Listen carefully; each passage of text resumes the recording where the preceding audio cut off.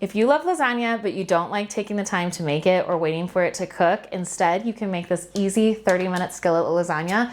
Let me show you how to do it. You're gonna start with an oven-safe skillet. I like to use my cast iron pan. This is a 12-inch one.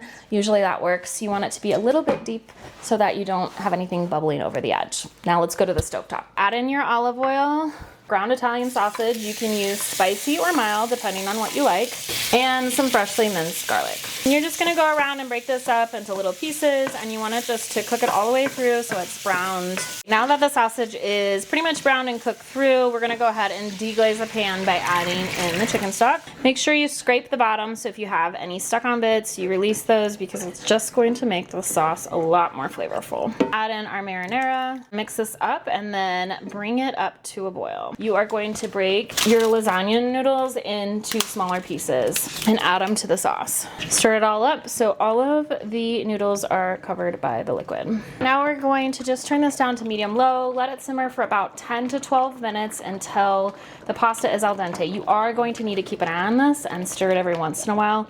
Otherwise, the noodles will stick to the bottom of the pan. While that sauce is simmering and the noodles are cooking, we are gonna put together the cheese filling. I've also turned on my broiler on high because you're gonna need it at the end.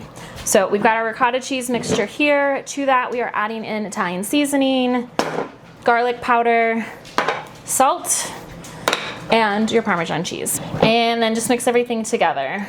All right, that is good to go. Let's go check on our noodles. So now the noodles are cooked al dente. You see they've absorbed a lot of the sauce. Now we're gonna add in our ricotta mixture, and you're just gonna dollop it around. And then we're gonna add on some shredded mozzarella right on top. We're gonna pop this under the broiler for about 3 to 5 minutes just to get the cheese nice and melted and bubbly. If you wanna leave it under a minute or so more to get it browned, you can do that as well. Oh yeah, look at that. This is perfect because it's just melty, just a little bit brown, and you're gonna get some of these crispy edges that I love. This smells so good, and it was done in 30 minutes, like no time at all, and you have all the goodness of lasagna. Let's try it now. Delicious. The noodles are perfectly cooked. Don't have to worry about it getting soggy here at all.